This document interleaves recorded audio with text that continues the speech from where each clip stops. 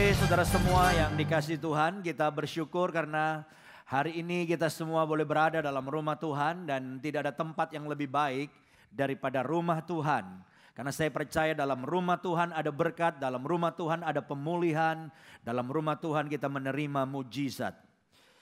Kita masih dalam tema besar yang kita bahas sepanjang bulan Mei ini, yaitu Spirit of Excellence atau semangat untuk menghasilkan yang terbaik. Mari kita baca terlebih dahulu ayat emas kita, Daniel pasal 6 ayat yang ketiga. Daniel pasal 6 ayat yang ketiga. Saya ingin kita sekali lagi membaca bersama-sama dengan suara yang keras. Apakah semua saudara siap?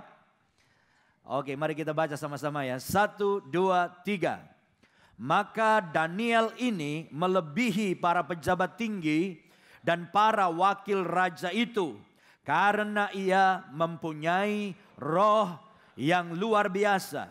Dan raja bermaksud untuk menempatkannya atas seluruh kerajaannya. Jadi saudara-saudara, Alkitab berkata bahwa Daniel ini melebihi semua teman kerjanya. Daniel punya hasil pekerjaan, punya kinerja yang melampaui semua teman kerjanya. Saya berharap bahwa kita semua akan diberkati Tuhan dan punya hasil pekerjaan melampaui rata-rata orang yang ada di sekitar kita. Karena Tuhan ingin memberkati kita di atas rata-rata. Tuhan tidak sekedar ingin memberkati kita ya rata-rata. Tuhan ingin memberkati kita di atas rata-rata. Yang percaya katakan amin. Itu sebabnya kita perlu punya apa saudara? Spirit of excellence. Punya semangat yang luar biasa untuk melakukan sesuatu itu yang terbaik. Dan hari ini saudaraku, kita akan lanjutkan bagaimana kita bisa memiliki hasil yang excellent. Memiliki hasil kerja yang luar biasa, yang terbaik. Maka kita membutuhkan satu hal dalam hidup kita, namanya adalah komitmen. Jadi ini tema kita untuk sore ini, judulnya adalah komitmen. Komitmen adalah sesuatu yang kita perlukan supaya kita bisa punya yang namanya tadi excellent, yang luar biasa, hasil yang luar biasa di dalam setiap pekerjaan kita. Nah, ada 3 komitmen yang penting untuk kita miliki dalam hidup kita. Yang pertama adalah komitmen pada proses. Kalau saudara mau excellent, saudara harus punya komitmen pada proses. Boleh kita katakan sama-sama, komitmen pada proses. 2, 3. Komitmen pada proses.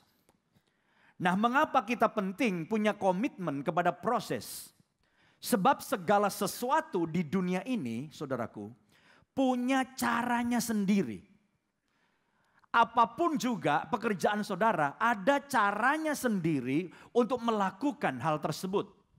Saya beri contoh, misalnya kita mau membuat satu masakan yang lezat. Kita mau menghasilkan satu masakan yang luar biasa enaknya. Nah, ini tidak bisa langsung bim salabim, doa, des. Tiba-tiba ada makanan lezat, tidak bisa. Untuk menghasilkan makanan yang lezat, saudara-saudara, kita membutuhkan proses. Yang pertama, saya yakin saudara setuju, untuk bisa makanannya lezat, bahan makanannya kita mesti pilih yang terbaik. Setuju saudara? Kalau misalnya ada unsur daging, maka kita pilih daging yang bagus kualitasnya. Setuju? Jangan pilih daging yang kalau kita gigit, dia balas gigit kita. Ya, kita pilih daging yang nurut, kalau kita gigit langsung kena gigit. Kalau kita perlu udang, maka kita cari udang yang kualitas terbaik. Udangnya gede, fresh, bukan yang udah mati seminggu. Lalu dimasukin kulkas, wah itu gak bagus. Kalau ada unsur nasi, karena kita misalnya mau bikin nasi goreng, maka kita pastikan berasnya, beras yang bagus, bukan beras sintetis. Sebab sekarang banyak beras sintetis. Ya.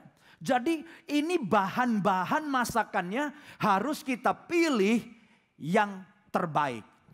untuk menghasilkan masakan yang lezat, yang enak. Setuju nggak saudara? Oke, ini baru step pertama. Lalu proses selanjutnya apa? Kita harus mengolah bahan itu dengan cara yang benar. Kokinya mesti pinter. Ya, lalu campuran dari bumbu-bumbunya itu komposisinya pas. Jadi rasanya apa? Rasanya enak karena bumbunya enak, tapi bahan-bahannya juga dagingnya, udangnya semua bagus. Tapi jangan lupa, itu juga belum selesai. Ada proses yang terakhir. Sebelum dihidangkan, maka kita harus menyajikannya dengan apa? Menyajikannya harus apa saudara? Dengan bagus. Piringnya nggak boleh piring jelek. Lalu ada apa? Bunga. Misalnya. Lalu ada daun. Memang daunnya kita singkirin, tapi kita lihat kan bagus. Nah itu saya sebut tadi adalah proses. Adalah proses untuk menghasilkan makanan yang enak. Nah coba saudara lihat ayat dari Pengkhotbah, ya Pengkhotbah pasal 8 ayat yang ke-6. Pengkhotbah pasal 8 ayat yang ke-6 berkata begini. Bagi segala sesuatu ada waktunya dan caranya sendiri. Tetapi sedikit sekali yang kita pahami. Ini terjemahan atau saya kutip dari Alkitab bahasa Indonesia sehari-hari. Dalam terjemahan bahasa Inggris dari NIV dikatakan begini. For there is a proper time and procedure for every matter. Jadi dikatakan segala sesuatu ada caranya sendiri. Tidak ada jalan pintas untuk menjadi luar biasa. Tidak ada jalan pintas untuk kita menghasilkan sesuatu yang luar biasa. Dalam hal rohani juga sama. Saya dulu percaya bahwa penjahat bertobat dalam 1 hari bisa berubah. Saya dulu percaya bahwa penjahat maju ke depan nangis-nangis ditumpangin tangan, diuyeng-uyeng sama pendeta. Lalu tiba-tiba penjahat jadi pendeta. Saya dulu percaya tapi ternyata tidak bisa. Karena karakter kita terbentuk itu bertahun-tahun. Setuju nggak saudara? Karakter kita entah baik entah buruk itu bertahun-tahun, puluhan tahun. Bagaimana dia sudah menghidupi sebagai penjahat berpuluh-puluh tahun. Dalam 1 hari bisa berubah. Merubah karakter orang artinya kita membangun kebiasaan yang baru, habit yang baru. Dan akhirnya karakter baru menggeser karakter yang lama. Itu butuh waktu bertahun-tahun. Makanya gereja kita ada revive. Revive ini kenapa? Pertama kita harus terima Yesus. Ini langkah awal untuk mengalami perubahan dalam hidup kita. Kita harus menerima Yesus secara pribadi. Kita bertobat. Tapi itu belum merubah. Menjadikan kita orang Kristen yang dewasa, yang luar biasa. Kita harus baca Alkitab, mengerti firman Tuhan tiap hari. Lewat revive, berdoa, punya hubungan pribadi. Setelah ngerti banyak firman Tuhan mulai praktek melakukan. Betul saudara? Lalu setelah praktek melakukan. Kemudian kita berkata, saya pengen pelayanan. Lalu kemudian kita pelayanan berdasarkan karunia yang Tuhan berikan kepada kita. Ini proses. Nggak bisa dalam 1 malam penjahat jadi pendeta dan pelayanan. Ada satu proses yang harus kita lewati. Demikian juga dalam dunia bisnis. Sama. Untuk saudara memiliki sebuah perusahaan yang hebat. Perusahaan yang luar biasa, juga ada proses. Itu prosesnya untuk satu perusahaan yang luar biasa misalnya. Dari keuangannya kita beresin dulu. Semua kadang-kadang ada perusahaan yang kelihatan hebat, tiba-tiba bangkrut. Kenapa? Keuangannya nggak diberesin, cash flow-nya. Lalu manusianya, bagaimana perekrutannya, bagaimana teknologinya, lalu proses internalnya. Aturan-aturan di dalam. Bagaimana kalau saudara ada produksi, ada kepuasan pelanggan. Itu menjadikan dalam prosesnya akhirnya menjadi perusahaan kita. Perusahaan yang luar biasa. Ada proses. Dan untuk kita excellent memang harus komitmen pada proses. Saya ambil contoh perusahaan yang sangat luar biasa. Katakan misalnya seperti Singapore Airlines. Perusahaan penerbangan yang luar biasa. Singapore Airlines menjadi perusahaan yang sangat excellent. Karena apa? Karena menghargai proses. Ada banyak penghargaan yang diterima oleh Singapore Airlines seperti World Best Business Class, Best Cabin Crew Service, Best In-Flight Food, Best for Functionality and Safety, Best for Business Travelers, Best Air Cargo Carrier, Asia Most Admired Company, one of the most profitable. Ini waktu belum gonjang-ganjing yang harga minyak, saudaraku. Dia begitu banyak dapat penghargaan. Karena apa? Komitmen pada proses, service excellent. Jadi ini ada prosesnya. Singapore Airlines itu kalau merekrut orang, saringan rekrutmennya itu luar biasa. Bagaimana satu perusahaan bisa menjadi hebat kalau dia ngerekrut orangnya salah? Dan kenapa banyak gereja akhirnya jadi problem? Pada saat kita merekrut pelayan Tuhan pun, atau katakan gereja perlu full timer misalnya, itu tidak bisa lagi seperti zaman dulu. Siapa saja yang mau, nggak bisa. Karena kalau rekrutmennya salah, maka organisasi itu apapun mau pelayanan, mau perusahaan, company, dapat orangnya sudah nggak bagus. Itu kayak makanan yang lezat tadi yang bahannya udah nggak bagus, betul nggak saudara? Nah, Singapore Airlines dia merekrut orang dengan saringan yang kuat, lalu di training. Langkah berikutnya di training. Setelah di training kemudian Singapore Airlines ada policy, kebijakan, sistem manajemen. Dan setelah itu ini baru manusianya ya. Bagaimana orang itu diinvestasi. Kalau kita mau perusahaan kita hebat, maka kita harus punya pegawai yang hebat. Dan pegawai yang hebat karena kita investasi. Kita kirim pegawai kita. Ikut seminar ini, seminar itu. Betul gak saudara? Supaya ditingkatkan. Saya mulai melihat bahwa gereja kita perlu peningkatan orang-orangnya. Tahun ini kita kirim 6-8 orang untuk ikut seminar di Hillsong Conference. Nanti akhir Juni sampai Juli. Supaya mereka lihat. Sebab kalau kita nggak lihat keluar, kita pikir gereja kita udah paling hebat nih katanya. Wah bagus, hebat. Oh kalau saudara lihat gereja-gereja yang hebat, oh ini mesti dibenerin. Oh ini mesti diperbaikin. Ada banyak hal yang kita bisa kerjakan. Nah ini investasi karena ngirim orang ke luar negeri harganya mahal. Tahun depan saya akan bikin banyak investasi, misalnya kita kirim orang ke seminar atau leadership conference, Andy Stanley, Bill Hybels di Amerika. Gereja-gereja yang punya culture dan budaya yang luar biasa dan kita mau belajar. Ini investasi. Dan ini semua adalah proses. Jadi kalau kita tidak berkomitmen pada proses, semuanya mau serba cepat. Ini masalah. Tadi dalam acara talk show, ibadah jam 1 dan ibadah jam 3 menjadi ibadah yang sangat berbeda tadi. Saya dipaksa pakai jaket kulit, saudaraku. Saya harus menyanyi tadi. Dan suasana luar biasa. Salah satu hal yang ditanyakan adalah, beberapa gereja bertanya, oh gereja kita sekarang diberkati. Oh NDC luar biasa. Oh NDC punya gedung-gedung yang luar biasa. Tapi lalu ditanya saya tadi, apa langsung begitu? Saya jawab, ada proses. Proses ketika kita pinjam tempat. Di sebuah gang kecil, kita memulai gereja kita. Bagaimana kita tidak punya tempat? Kita harus pindah-pindah sewa gedung. Tidak banyak orang yang tahu proses. Kalau kita lihat enaknya saja, kita salah nanti dalam menerapkan bagaimana kita mengembangkan pelayanan kita.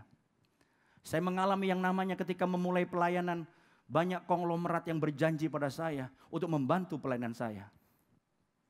Dan mereka berkata, don't worry Pak, don't worry, nanti saya kirim dananya, bla bla bla.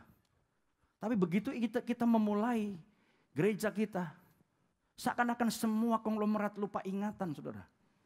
Dan gak ada seorang pun yang kirim.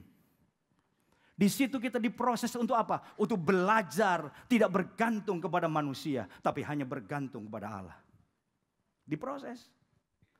Bagaimana kita diremukkan hati kita supaya kita siap untuk menerima hal-hal yang lebih besar dari Tuhan.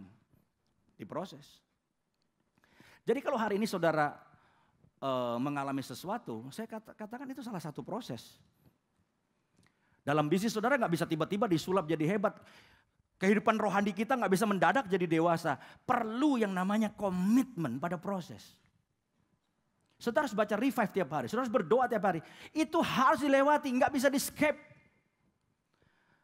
Untuk menjadi kekristenan kita rohani, kita harus memahami firman Tuhan. Nggak bisa dilewatkan.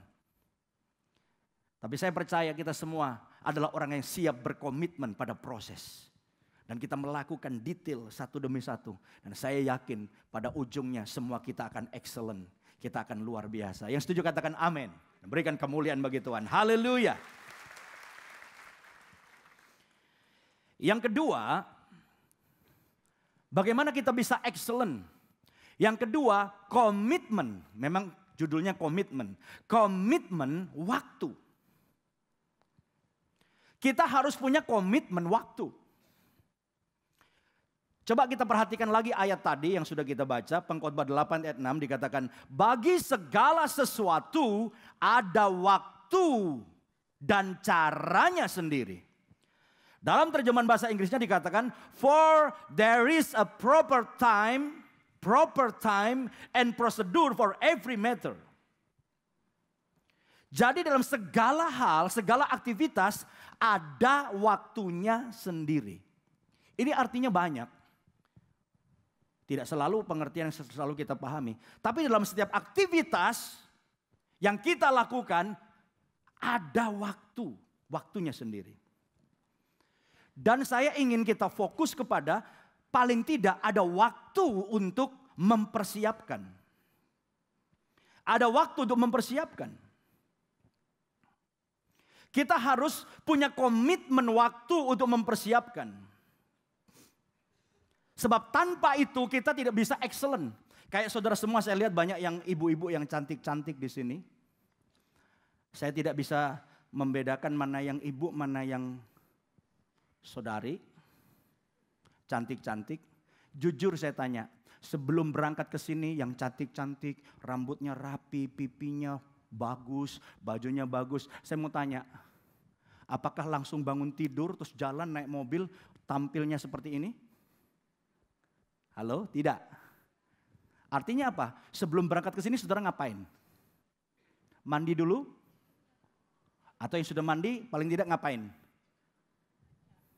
Ngaca, udah pasti ngaca. Terus rambut, wah diapain? Kalau pagi-pagi kadang-kadang suami ngorok pun bisa bangun. Kenapa? Hair dryer bunyi. Ya kan? Lalu pipi mulai dibenerin, goyang-goyang begini. Betul? Terus diapain? Ada dasar, nggak tahu dasar apa, terus ada lapisan berikutnya. Mungkin terakhir ada digoyang, di amplas kali ya, nggak ngerti saya. Sehingga tampilnya menarik. Saya mau tanya, itu artinya apa? Kita punya komitmen terhadap waktu, kita persiapkan, betul nggak? Ada amin bapak-bapak yang sering kali marah karena gara-gara istri terlambat? Ada komitmen waktu persiapan. Ya pasti. Seperti hari ini saya berkhotbah. Apakah saya ada komitmen waktu untuk persiapan? Ya. Tidak seperti segampang yang orang pikir berbicara di depan saudara 45 menit. Ternyata persiapannya 1 minggu. Saya harus mempersiapkan khotbah. Saya harus berdoa untuk mendapatkan benih firman dari Tuhan. Dan sesudah itu, ini proses lagi kan, kita harus mempersiapkan ayat-ayatnya. Sesudah itu kita harus membuat poin-poinnya supaya jelas. Nah sesudah poinnya dibuat dengan jelas, kita harus berpikir bagaimana mengembangkan khotbah kita. Ada ilustrasi yang kita cari, cerita yang menarik. Kalau perlu ada video. Dan saudara pikir sesudah itu selesai, apakah selesai? Ternyata tidak. Kita mulai khotbah di rumah sendiri. Kalau saudara melihat pengkhotbah-pengkhotbah yang hebat, rata-rata dia punya komitmen waktu. Karena dia akan berkhotbah dulu di depan kaca. Atau paling tidak dia panggil istri dan anak-anaknya menjadi pendengar khotbahnya yang pertama. Jadi dikhotbahin dulu. Dan ini adalah komitmen yang saya minta kepada semua pengkhotbah NDC yang berkhotbah di mimbar ini. Saya berkata, tolong setiap pengkhotbah yang dari dalam, sebelum Anda berkhotbah di depan mimbar dan kepada jemaat, berkhotbahlah dulu di rumah kepada istrimu dan anakmu. Karena yang kita persiapkan baru berasa ada salahnya, oh ini ngejeglek, ini kurang berurutan, oh ini missing link. Pada waktu kita mengkhotbahkannya di rumah, di situ kita mulai tahu ini kurang ini kurang. Tidak sesederhana yang orang pikirkan, begitu berdiri khotbah mondar-mandir. Tetapi sudah dipersiapkan, sudah dikhotbahkan berulang-ulang. Lalu saudara berkata, oh berarti pendeta kita kurang bakat. Kalau orang berbakat itu tidak perlu persiapan seperti itu. Dia langsung maju ke depan, langsung nyerocos. Ternyata saya membaca pengkhotbah-pengkhotbah terkenal di dunia, rata-rata mirip seperti yang saya lakukan. Sebab tanpa mengkhotbahkannya dulu di rumah, kita tidak akan bisa excellent berkhotbah di depan. Nggak mungkin. Nggak mungkin. Salah satu pengkhotbah yang hebat, yang sekarang tertulis, kalau saudara mencari di website, mencari di internet, namanya Joel Osteen. Ternyata Joel Osteen sebelum berkhotbah pada hari Minggu, dia harus mengkhotbahkan dulu minimal 4 kali atau 5 kali pada hari Sabtu. Ada gladi resik yang dibuat oleh Joel Osteen pada hari Sabtu di gedung gerejanya yang besar, di mimbar yang sama, dan orang-orang yang menjadi tim khotbahnya, dia itu duduk di depan situ dan dia mulai khotbah. Dia mulai khotbah dengan materi yang sudah dia persiapkan. Dan selesai dia khotbah, kemudian dia tanya satu-satu, timekeeper gimana? Ada yang menitin. Pastor, kamu khotbahnya kelewatan 5 menit. You hanya boleh khotbah 30 menit. Dan ini disiarkan televisi. You gak boleh lewat dari 30 menit. Oke, Joel Osteen catat. Lewat 5 menit. Bagaimana yang satunya lagi? Oh pastor, kamu waktu tadi menjelaskan ilustrasinya. Ilustrasi kamu kurang jelas. Masih blur. Saya khawatir jemaat kurang mengerti. Tulis, ilustrasi kurang jelas. Yang satu ditanya, kamu gimana penilaian? Oh sorry pastor, kamu tadi ngelucu. Nggak ada yang ketawa. Ngelucumu garing. Ternyata di dalam berkhotbah, melucu itu ada ilmunya. Kadang-kadang kita lupa. Dari tadi ngomongnya serius, di tengah jalan ngelucu. Begitu dia ngelucu nggak ada tertawa. Kenapa? Jemaat bingung dan takut salah. Sebab dari tadi pendetanya khotbahnya serius. Tiba-tiba di tengah khotbahnya dia ngelucu. Jadi jemaat mau ketawa ragu-ragu. Ntar gua ketawa sendirian nih. Ternyata tuh pendeta serius. Ternyata untuk membuat jemaat ketawa itu mesti dikondisikan. Minimal sebelum dia ngelucu 5 menit sebelumnya dia harus membangun suasananya supaya orang bisa ketawa. Di luar itu, maka ngelucunya garing. Dan orang ragu-ragu untuk tersenyum. Dan ternyata tidak semudah yang kita berpikir bagaimana kita menyampaikan firman Tuhan dengan menarik. Bagaimana kita bergerak. Dan beberapa pendeta yang hebat, dia tahu kapan dia bergerak keluar dari mimbar. Dia tahu kapan dia mesti bergerak 10 langkah ke kanan.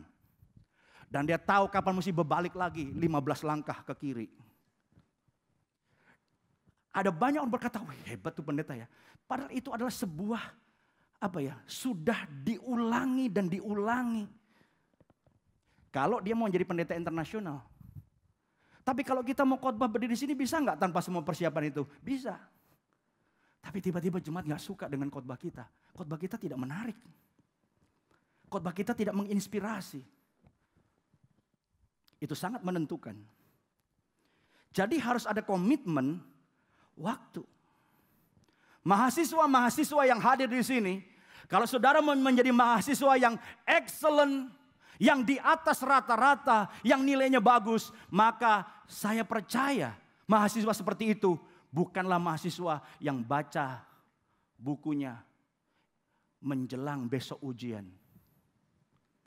Tapi dia sebelum besok ketemu dengan dosennya, dia baca dulu yang sudah kelewatan dan yang akan datang dia baca, dia mau ngerti dulu. Dan ketika dosennya menjelaskan, oh, tapi yang malas berpikir dia cerdas, gua bego. Bukan sebetulnya, bukan. Persoalannya adalah kita tidak serius memiliki komitmen waktu sebagai seorang pelajar untuk membaca dan mengulang apa yang pernah diberikan. Lalu kita kemudian mempersiapkan diri kita untuk pelajaran itu hari berikutnya. Dan ini adalah semua komitmen waktu. Nah, kalau kita mau excellent, maka saya tantang saudara semua, mau nggak kita menjadi orang yang punya komitmen waktu? Karena Albert Einstein berkata, 15% itu bakat, 85% adalah kerja keras dan persiapan. Ketika kita mempersiapkan sesuatu dengan lebih baik, itu dampaknya luar biasa. Bahkan orang-orang yang sebetulnya potensinya atau bakatnya tidak terlalu besar, tetapi karena dia punya komitmen waktu dan mempersiapkan semuanya dengan jauh lebih baik, maka hasilnya mengalahkan orang yang lebih berbakat. Amin, saudara. Ya. Jangan menyalahkan Tuhan ketika kita tidak mengalami kenaikan pangkat. Kita tidak dipromosikan. Kenapa? Kita tidak berhasil dalam bisnis kita, dalam pekerjaan kita. Ketika kita menjelaskan produk pada orang nggak ngerti kita ngomong apa. Kenapa? Karena kita tidak persiapan. Saya melihat orang-orang yang hebat, sebelum ketemu orang, dia ngomong di rumahnya. Ngomong sama Pak, ya sama nyamuk atau siapa, dia ngomong. Dan dia mempersiapkan, dia harus menguasai materinya. Menguasai apa yang akan dia bahas, apa yang dia katakan, untuk mempengaruhi orang. Dan saya berdoa bahwa setiap kita, saya nggak tahu pekerjaan saudara apa. Mungkin saudara adalah agen asuransi. Itu ada ilmunya. Wah susah closing. Nih gue kasih tahu nih, gue jelasin nih. Tetap closing. Tanpa dipaksa-paksa. Ayolah tolonglah, komisinya gue balikin deh. Nutup poin doang, tetap gak mau orang. Kenapa? Karena itu harus dipelajari. Ada bagaimana kita berbicara, bagaimana kita menarik perhatian orang, bagaimana kita mempengaruhi orang. Saya sedang membaca satu buku yang judulnya Memperbesar Pengaruh Anda. Ternyata memperbesar pengaruh kita itu ada ilmunya. Bagaimana saudara berpengaruh. Bagaimana perkataan saudara berpengaruh. Bagaimana sikap saudara berpengaruh. Itu ada ilmunya juga. Nah tapi apakah kita punya komitmen waktu untuk menyediakan dan mempersiapkan. Saya percaya singer tadi yang nyanyi semua harus latihan. Pemain musik latihan. Tanpa komitmen waktu dan persiapan, maka semuanya menjadi tidak maksimal. Yang setuju katakan amin. Memberikan kemuliaan bagi Tuhan. Haleluya. Yang terakhir, yang ketiga, komitmen yang harus kita miliki adalah komitmen untuk terus menerus mau belajar. Continuous learning. Pada saat kita berhenti belajar, apabila saudara seorang pemimpin, dan saya percaya setiap kita adalah pemimpin, minimal memimpin dirinya sendiri. Minimal memimpin keluarga kita. Pada saat seorang pemimpin berhenti belajar, pada saat itu kita berhenti memimpin. Kita harus camkan perkataan ini. Pada saat kita berhenti bertumbuh dan berhenti untuk belajar, kita berhenti untuk memimpin. Kita harus terus belajar. Dalam posisi keberhasilan setinggi apapun, kita harus terus belajar. Kenapa? Karena excellence itu bukan tujuan. Kalau excellent tujuan pada satu titik, maka kita berkata, aku arrive, aku sudah tiba, aku udah nyampe, selesai. Tetapi excellent is not a destination. Excellent is a journey. Excellent itu bukan tujuan. Excellent itu journey. Kalau tujuan, satu titik kita berkata, saya sudah sampai. Saya nggak perlu belajar lagi. Tapi kalau tiap titik, tiap langkah dalam hidup saudara, itu adalah excellent terus, maka kita tidak akan pernah berhenti belajar berapapun usia kita. Saya tantang siapapun dengan usia berapapun, ayo kita terus belajar. Yang setuju katakan amin. Apalagi yang muda-muda. Kalau kita berhenti belajar, saudaraku, ini bahaya besar. Pada saat kita berhenti belajar, kita berhenti bertumbuh. Pada saat kita berhenti bertumbuh, maka kita tidak akan bisa mengerjakan hal-hal yang lebih besar daripada apa yang sudah pernah kita lakukan. Kenapa?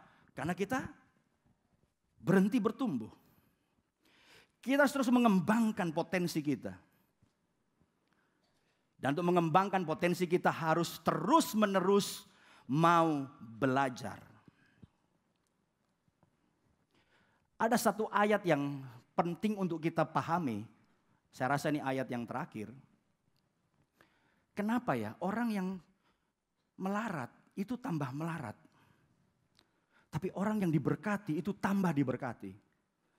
Ternyata ada satu ayat yang sangat menarik yang kita bisa baca dalam Matius 25 ayat 29. Perhatikan. Ini sangat penting. Kenapa orang yang sukses, orang yang diberkati itu tambah hebat. Tapi yang melarat, orang yang gak punya apa-apa, tambah miskin. Dan Alkitab bilang apa? Yang gak punya, sisa dikit aja diambil sama Tuhan. Dihabisin.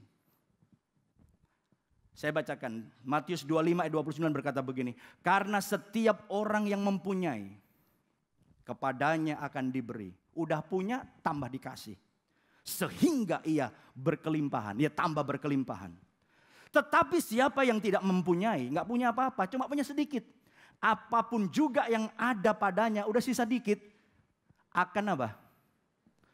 Udah sisa dikit loh Tuhan, akan diambil daripadanya. Terus setelah diambil sama Tuhan, dikemanain tuh? Ini dari yang gak punya banyak, dan melarat, punya dikit, sisanya, diambil sama Tuhan, dihabisin. Dikemanain itu? Dikasih kepada yang sudah punya banyak. Gila gak? Yang udah punya banyak akan ditambah lagi. Ini ayat itu gak begitu. Begitu, saudara coba baca nanti di rumah. Yang diambil itu siapa? Yang punya 1 talenta. Siapa yang punya 1 talenta? Yang gak pernah mau belajar. Siapa orang itu yang gak pernah mengembangkan dirinya? Dia punya 1 talenta, dia diam aja malas.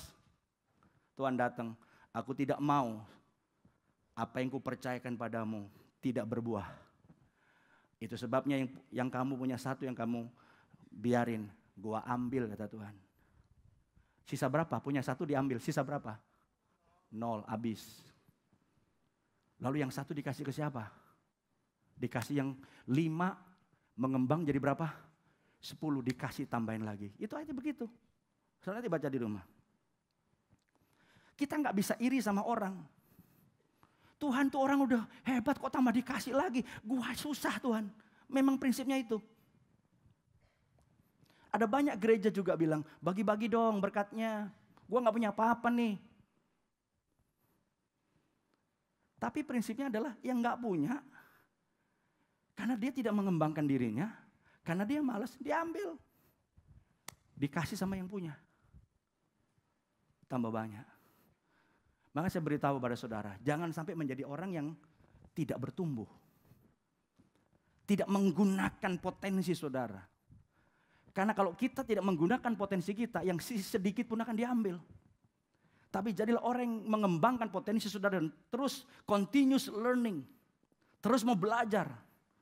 Continuous improving. Terus meningkatkan.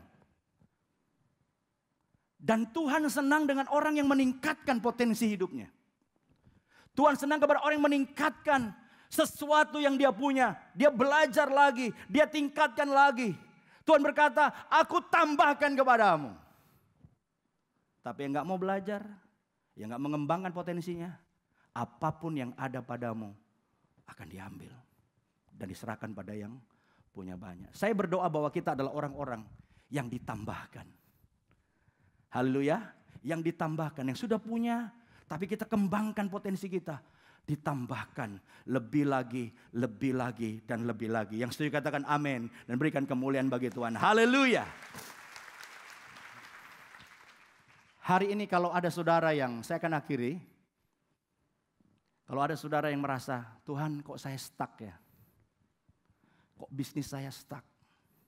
Tuhan kenapa karir saya stuck? Ada banyak orang yang kecewa kepada Tuhan dan berkata, Tuhan kenapa saya sudah pelayanan, saya setia, kok saya tidak mengalami pertumbuhan? Mungkin, saya tidak menghakimi siapapun, mungkin memang kita sedang tidak bertumbuh.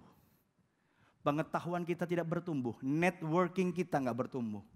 Mestinya networking kita lebih luas tiap tahun, lebih meningkat tiap tahun. Lebih banyak teman kita, lebih banyak networking kita. Pemahaman kita akan bisnis kita lebih berkembang. Dan saya percaya pada waktu kita terus belajar, maka kita akan jadi excellent. Kita di atas rata-rata dan kita akan diberkati Tuhan dengan luar biasa. Yang setuju katakan amin dan berikan kemuliaan bagi Tuhan. Haleluya. Ada satu video, ya para singers bisa maju, yang akan kita lihat saudaraku, bagaimana Formula One itu meningkatkan terus. Selalu dia upgrade. Selalu dia ingin lebih excellent lagi. Tahun 1950, pit stopnya itu saudaraku ganti ban itu perlu 67 detik. Lama, 67 detik. Tapi tahun 2009 dari 67 detik jadi 8 detik. 2013 ganti ban itu cuma 3 detik. 3 detik, tak, tak, tak, semua ban ganti, zet lari lagi. Nah itu semua difilmkan jadi satu. Saudara bisa lihat yang tahun 50, tahun 2009, tahun 2013. Yang 2013 udah berapa kali mobil lewat, yang tahun 50 masih pakai palu. Nggak lewat-lewat. Nah kita saksikan saudaraku. Nanti saudara pilih mau tahun berapa saudara gitu. Ya. But Holland comes in for a pit stop. Time to refuel and change tires. Lou Moore himself changes the tires. Only 4 crew members, including the driver, are allowed to work on the car. It's the 10th time. Holland stays in his seat, anxious to get away. Let's watch.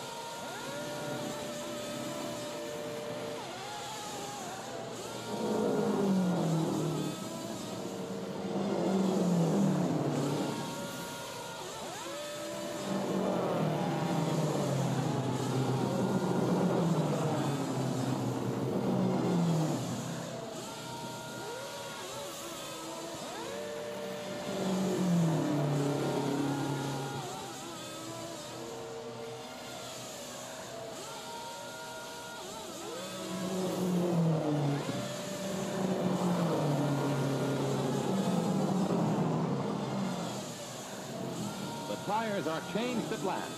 A crewman polishes the windshield as Holland moves away just 67 seconds after he stops.